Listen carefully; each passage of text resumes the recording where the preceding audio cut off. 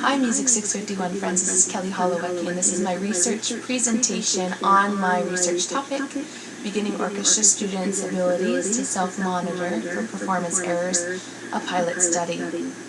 As we all know, musical practice is the backbone to music education, as outlined through ensemble rehearsals, individual practice, and private study.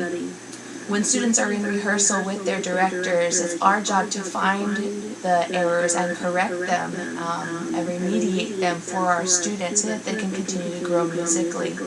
However, when they're at home, they don't have a teacher to find those errors. They need the ability to locate the errors and practice effectively so that they can remediate those errors on their own and come back to rehearsal.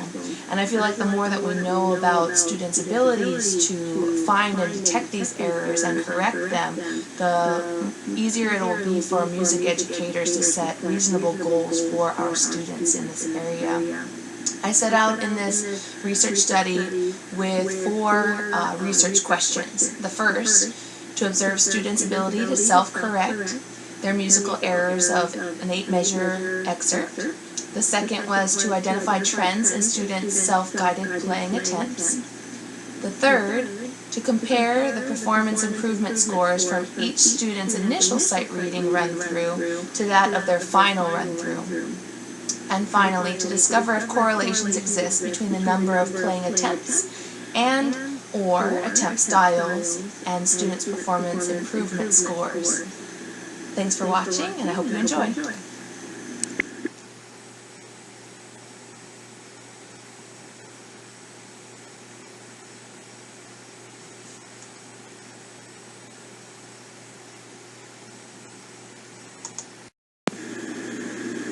In reviewing previous research on practice behaviors, I found there were several studies done on preferred methods of students. For example, students who practice completely through regardless of errors, doing run-throughs only, versus students who stop and analyze their errors and focus on those. Another topic was repeated notes, and there was a study done by Grusin in 2001. He found in his research that students with more rehearsal experience demonstrate an awareness to the structure of what they're practicing, which makes rehearsing more efficient.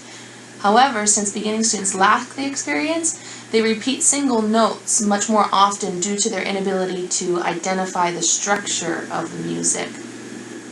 The next research topic on self-guided practice focuses on performance goals and how they help to develop motor skills in students.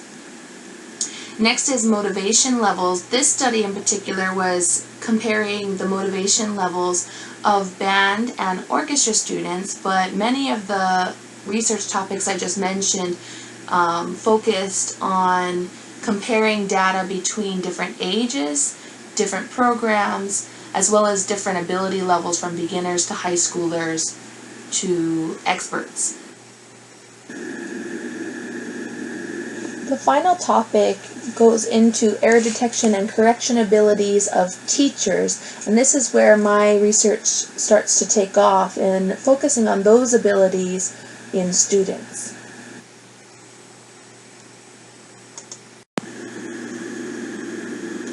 In my study, I used 10 students, all of which were 6th grade beginning orchestra students at my school. They represented all the possible tracks. Red track had 3 students, green track had 4, and blue track had 3 students. In addition, all instruments were represented. Violin had 5 students. I had 2 viola players, 2 cellists, and 1 double bass player.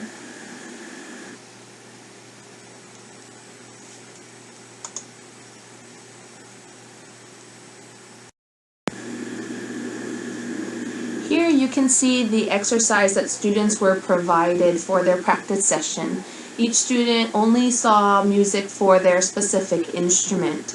Each student was instructed to complete a full run-through without stopping to practice to the best of their ability, and this was a sight-read run-through.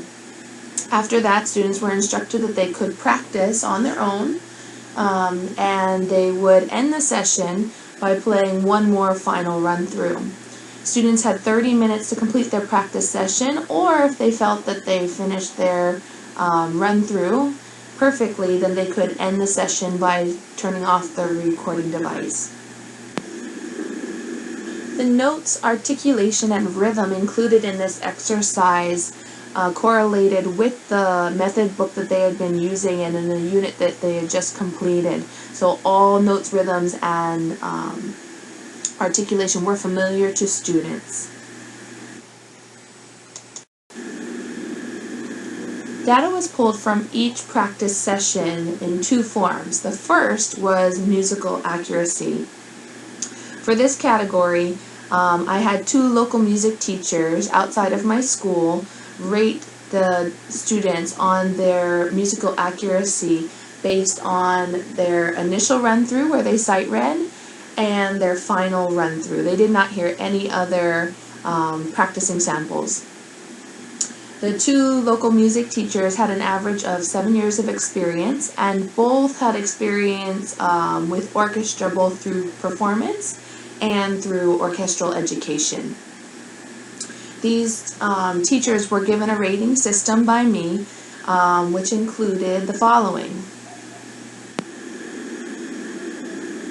In the category of notes, rhythm, and articulation, judges gave students 1 point for each correctly played element. There were 19 notes in this piece. Rhythm had 19 notes and 2 rests for a total of 21. And there were 19 different articulations where the first and second note in a slur or a hook were graded separately. For the categories of tempo and tone, we used a sliding scale where a 4 was given for students who use consistent and appropriate use of each element 100% of the time. A 3 was given for appropriate use 80 to 99% of the time. A 2 represented appropriate use 60 to 79% of the time. In the category of tone, the lowest possible score was 1 point, where the playing sample displayed uncharacteristic tone for the instrument, lack of clarity, and many interruptions in the tone. Whereas tempo continued the sliding percentage scale, where a 1 represented several tempo fluctuations, and a beat that remained steady 40 to 59% of the time, and the lowest score of 0 was given if the tempo remained steady less than 40% of the time. The notated accuracy category was created to account for replayed attempts and or additional notes or rhythms found in the playing sample that were not notated in the exercise. In this category, each playing sample started with a score of 8 points, and 1 point was deducted each time an error presented itself in the run-through as described above. Therefore, a playing sample with no deductions would receive a score of 8 points, and the lowest score in this category would be a 0.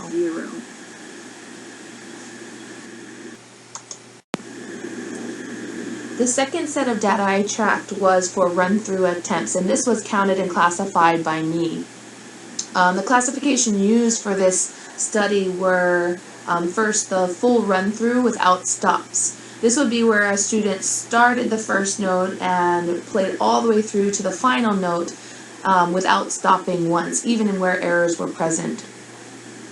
The second type was full run-throughs with stops, and this would be where a student would either stop and replay a note or practice something but then go on to the next measure, the next section in the music, going from the first note all the way to the final note.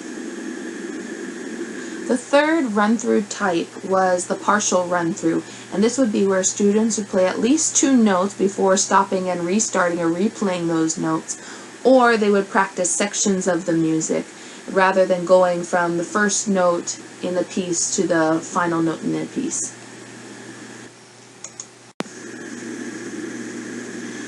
Findings in this study reported musical accuracy during the sight read run-through to be in a range from 49.5 up to 70.5% for the 10 subjects.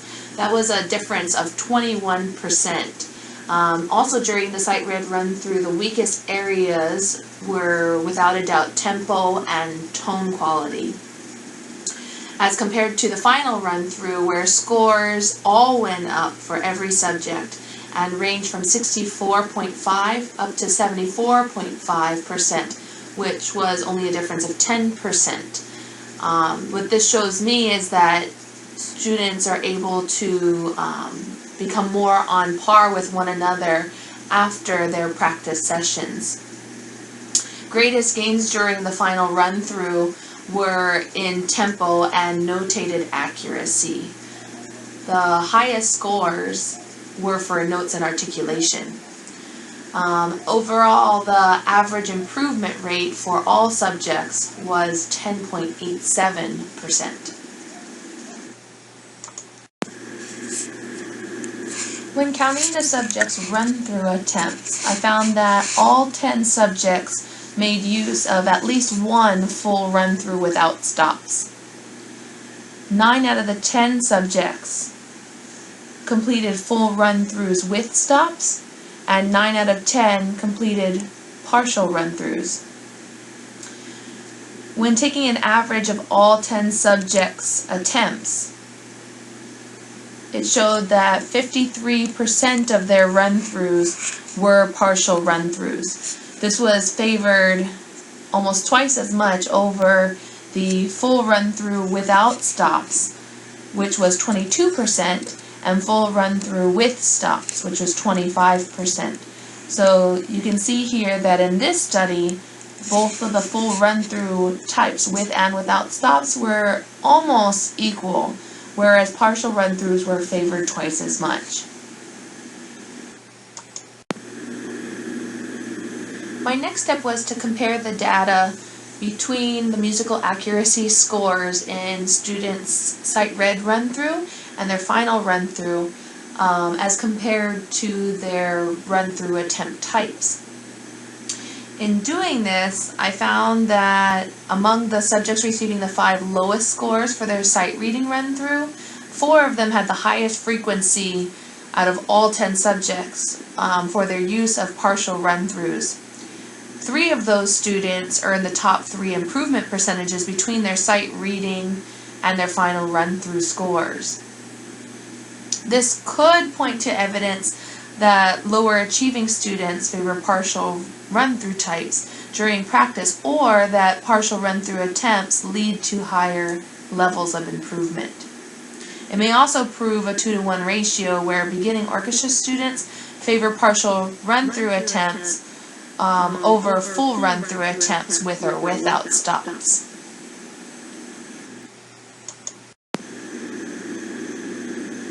Seeing that this was a relatively small research project, I think that some recommendations that could help rule out the element of chance would be to use a larger pool of subjects. If these subjects came from various schools or a wider geographic region, this would help reduce the possibility of instructor influence on students' practice habits, as learned in the rehearsal setting. These suggestions would also help bring in more data that can be compared and generalized more accurately to reveal more about beginning orchestra students' abilities and to self-correct their performance errors.